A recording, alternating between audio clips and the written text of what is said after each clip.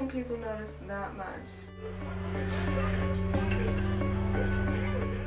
It's not something that you can really see unless you're looking for it.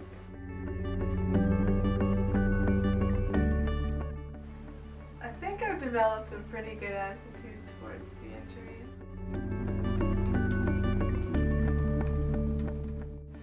We tried to not dwell on it. It's a hard time. You love your child and you want the very best for them. It's like stretching an elastic band, and then once that stretch is off, then it goes the opposite way and kind of overcompensates, if you like. And then that's where the contractures occur. It's been over 18 years since the injury occurred in my left arm. On the day of my birth, I received an injury to the brachial plexus nerves in my left shoulder. This injury is known as brachial plexus palsy, or Erb's palsy, and has had a significant impact on the function of my left arm. Basically what brachial palsy, brachial plexus palsy is a compression of the brachial plexus in the neck during the time of an infant being in the birth canal, and when there's prolonged compression on the nerve, then there's damage to the nerve.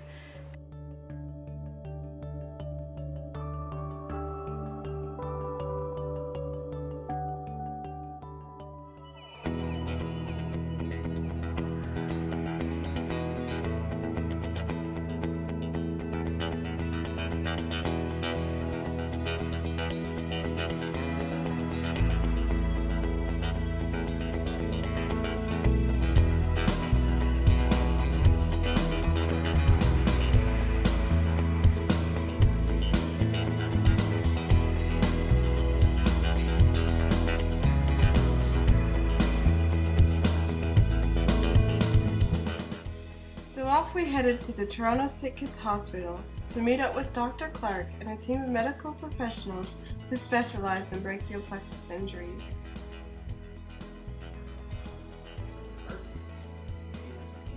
It has been 11 years since I've seen Dr. Howard Clarke and his team, and we were searching for more answers on my injury. Perfectly reasonable. It's nice to see you again. So what we usually do is we go through a bunch of activities just to see how your arm and your hand are working and moving. So can you open that? With my left hand? Or you normally do it.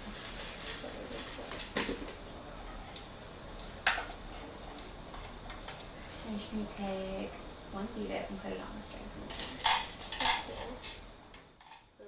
These activities are used by the medical team to help indicate the extent of the injury and assess the arm's limitations. They also help to indicate to the doctors how well the child is coping with their injury. Each injury is unique to the child, and the amount of damage varies from case to case. Just like that? Yeah.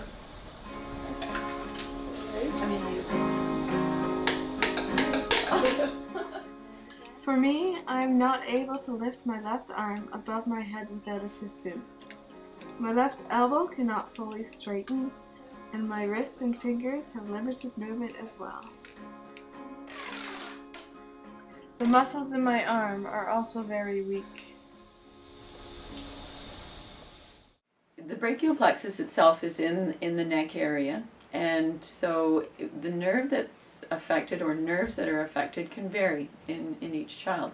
So for instance, if C5, the cervical fifth nerve, is involved, then that's mostly shoulder and the muscles around the shoulder that will be affected, as well as biceps. The bicep muscle is innervated by C5.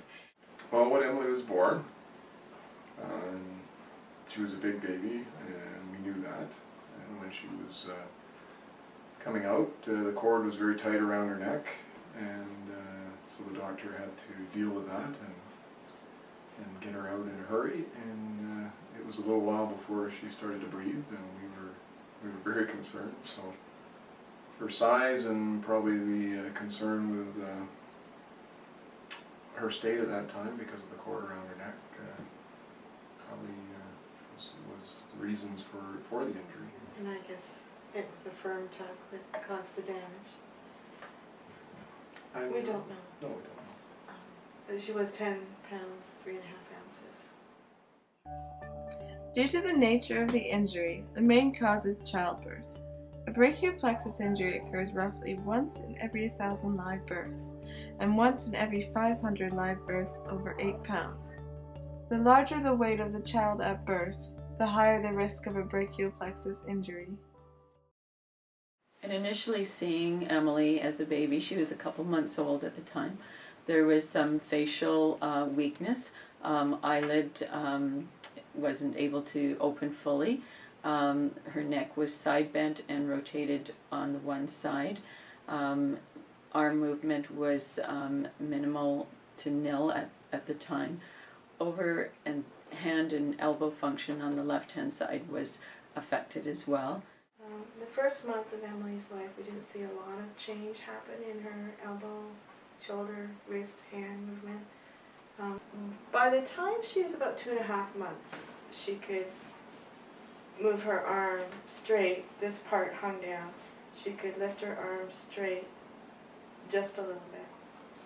We were really hoping that she would be able to bend her elbow, and she was about 5 or 5.5 months before we actually saw her begin to move her elbow, and it was a cool thing. In the first years of my life, the main goal was to get my arm moving, bending, and flexible. But once I was able to bend my arm, the muscles began to contract, and I have not been able to straighten my arm since. And let's have a look here. I just want to review how much you're able to move your arm and how strong it is. Okay. So just copy what I do with my arm. With your left arm, could you lift it up as high as you can over your head? And I'm just going to have a feel of your shoulder just to see how much movement. Okay. Do you ever have any pain in your shoulder? Not yet. And now show me how you turn your palm up and down. And can you wiggle your wrist up? Good. And try to turn your hand over and bend your wrist. Good. Show me how you open your fingers. And spread your thumb. Do you stretch your hand yourself? Sometimes, yeah. You might want to just something we want to try to keep as flexible as we can through these knuckles. So if you're doing stretching with your wrist and fingers back, that will help. You'll probably feel a pull through there. Can you show me how you bring your hand behind your head? All right. As parents coping with a child with a brachial plexus injury, it can be a very difficult time. It was frustrating to see improvement going slow, and then you do wonder how it's all going to turn out. At times it was disheartening or discouraging because you've been told to do these exercises with your daughter, and we, I would do them, and I would do them, actually I probably did them more than I would needed to, but you wouldn't see the results, and it was sometimes you think, am I really doing anything, am I really helping, but it was quite some time before we actually began to see that you were regaining some use of your arm.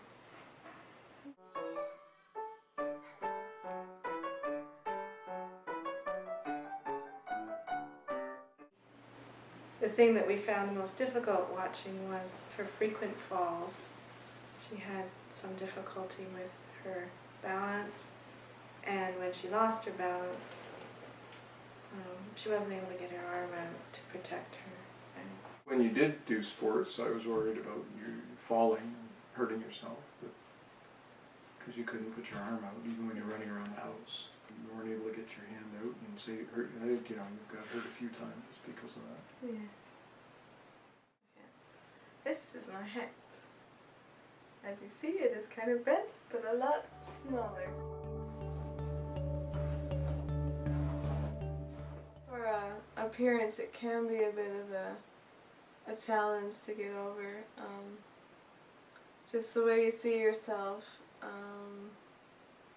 Just standing normally, your arms bent, so it can be a bit of an obstacle.